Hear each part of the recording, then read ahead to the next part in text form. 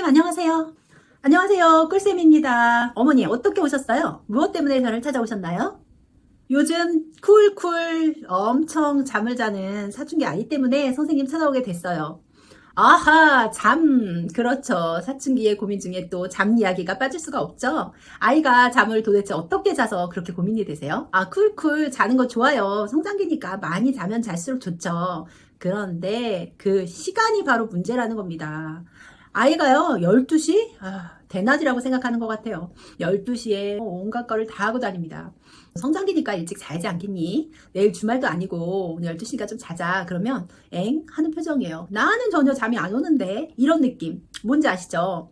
그리고 나서 새벽까지 뒤치다거리고 왔다 갔다 하는 거예요. 12시를 낮까지 생각한다.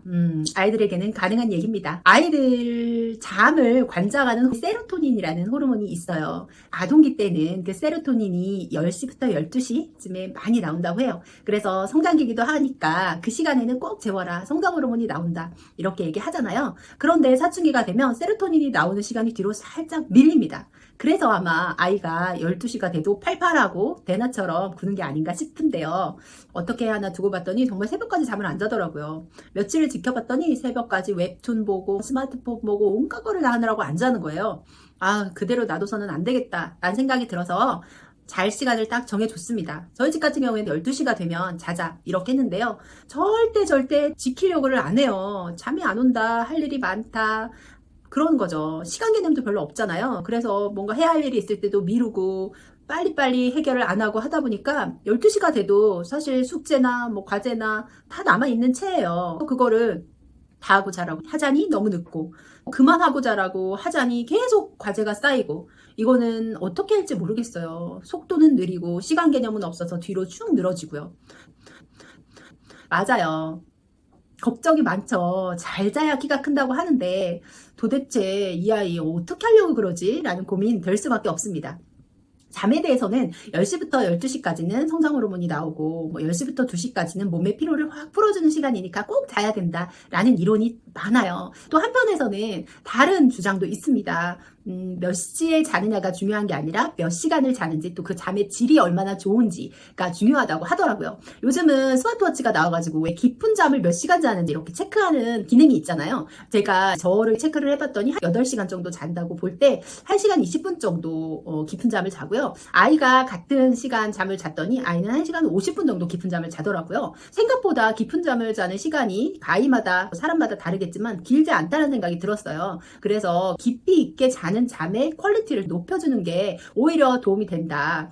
몇 시에 자는 것보다 얼마나 깊게 자느냐가 중요하다라는 이야기도 있죠. 일단 성장기에 있는 아이들한테는 이 이야기가 참 엄마 입장에서 들어오질 않습니다. 그 다음날 정상적인 활동을 하기 위해서 일찍 자야 될 것 같은데 12시는 아이한테 정말 빠른 시간이죠. 그래서 자라 안 잔다 소리를 지르고 결국은 그렇게 마무리가 되는 것 같아요. 사춘기에 일부러 엄마 약 올리자고 그러는 게 아니라 호르몬 변화로 인해서 조금 늦게 잠이 오고 늦게까지 자는 게 일상이 되는 거죠. 그런 식으로 따지면 사실 학교가 아이들한테는 참 힘든 공간이에요. 조금 더 늦게 시작을 하는 게 아이들 생활 패턴에는 맞을 텐데 아이들이 일어나는 것도 참 어려워하죠. 일어나는 건 어때요? 괜찮나요? 저녁에 늦게 자는 것만은 문제가 아니죠. 아침에 또 못 일어납니다. 아침에 일어나가지고 알람을 3번, 4번, 5번을 울려도 못 일어나는 거예요. 그래서 어제 밤에 늦게 잔 게 안쓰러워서 안 깨워요. 그러면 또 늦게 깨웠다고 엄청 짜증을 부리는 거예요. 제가 뭐 깨워야 될 의무가 있는 사람도 아닌데 어쨌든 엄마한테 일단은 밀어붙이는 거죠. 왜 안 깨웠냐, 늦지 않냐 하면서 아침도 안 먹고 그냥 뛰어갑니다. 늦게 자고 아침에 일어나서 밸런스도 안 맞을 것 같고 아침도 못 먹을 것 같고 이래저래 속상한 거죠. 아니나 다를까 그렇죠. 아침에 해야 될 일은 있고 어제 다 안 했고 이런 책임감 때문에 일찍 일어나는 아이는 훌륭합니다. 하지만 잠과의 싸움에서 아이도 이길 수가 없어서 막 허우적거리죠. 도저히 막 그거를 깨어나오지를 못하고 알람을 수십 개를 맞춰도 소용이 없어요. 듣지를 못하니까요. 그만큼 그 아침 시간 학교를 준비를 하는 시간은 아이한테 꿀같은 잠을 자는 시간이에요. 늦게 잤기 때문에도 그렇고요. 패턴상 그 시간에 아주 푹 잘 텐데 일어나려고 하니까 짜증도 나겠죠. 그러다 보면은 맞아요. 아침도 못 먹고 가죠. 엄마가 되니까 아침 못 먹고 가는 게 참 속상해요. 우리도 학교 다닐 때 머리 감느라고 아침 못 먹는 일 참 많았고, 머리가 젖은 채로도 학교에 잘 가고 빈속으로도 가도 튼튼하게 잘 지냈던 것 같은데, 엄마가 되니까 다르죠. 그게 그렇게 속상하더라고요. 빈속으로 아이를 보내는 게 마음이 참 짠해요. 그런데 우리가 그랬던 것처럼 아이들은 빈속으로 가도 씩씩하게 잘 지내고 오더라고요. 정말 사춘기 아이들 장과의 전쟁이 이제 시작인가 싶어요. 자기가 자기 스케줄에 맞춰서 할 일에 맞춰서 딱딱 일어나는 아이들 진짜 없는 거죠? 사춘기는 그게 불가능한 거죠? 사춘기 아이들과 잠과의 전쟁 도대체 어떻게 해야지 해결이 될까요? 꿀쌤 도와주세요. 저녁잠도 아침잠도 고민이 참 많으실 것 같아요. 첫 번째 호르몬의 변화 때문에 아이가 어떻게 패턴을 그렇게 못하는 거다. 그러면 우리가 그 패턴을 어떻게 이길 수 있게 도와줘야겠죠? 어떤 방법이 있을까요? 너무너무 피곤해서 팍 쓰러지는 그런 거 어때요?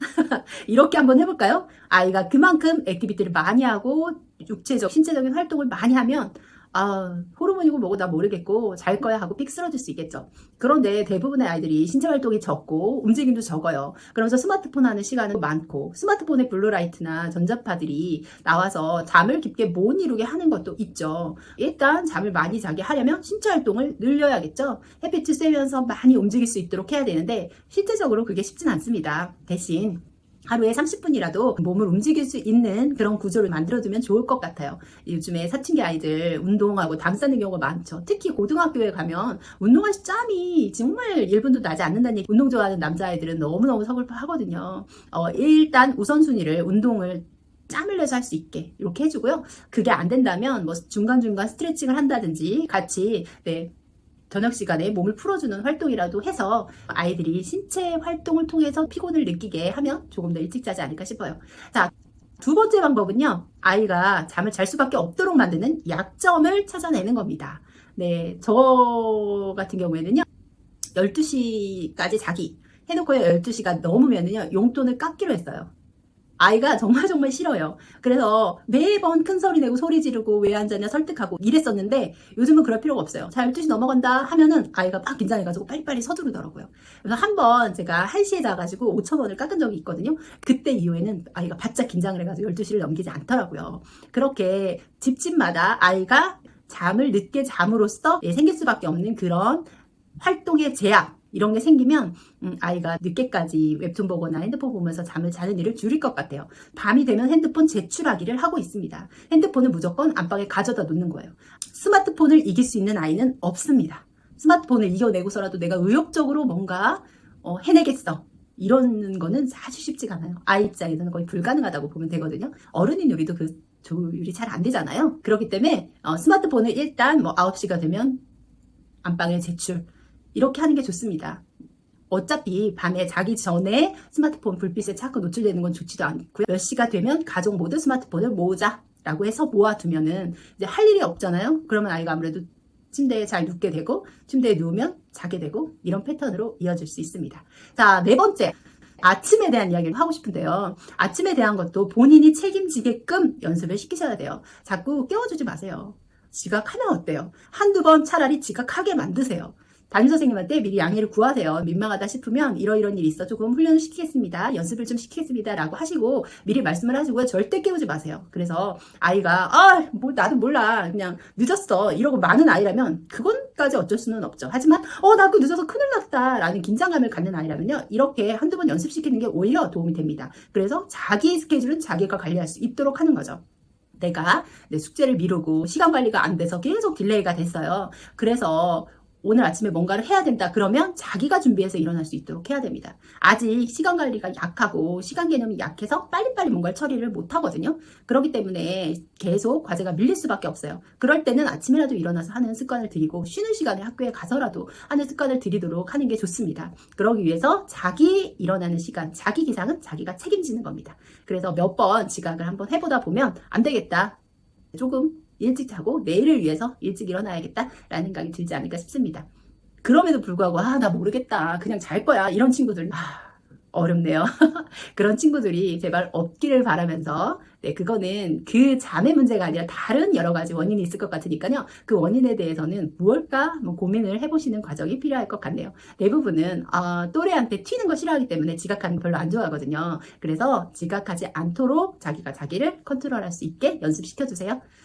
장과의 전쟁이라고 합니다. 이제 시작일지도 몰라요. 계속 깨워 버릇하고 계속 자라고 전설이 하다 보면은 엄마 일이 돼버리거든요. 이제 엄마 일이 아닌 것처럼 딱 놓으세요. 아이가 스스로 관리할 수 있도록 네, 몇 가지 장치를 통해서 아이한테 연습시키면 어떨까 싶습니다. 또 고민 있을 때 꿀쌤을 찾아오세요. 중학탐구 생활입니다.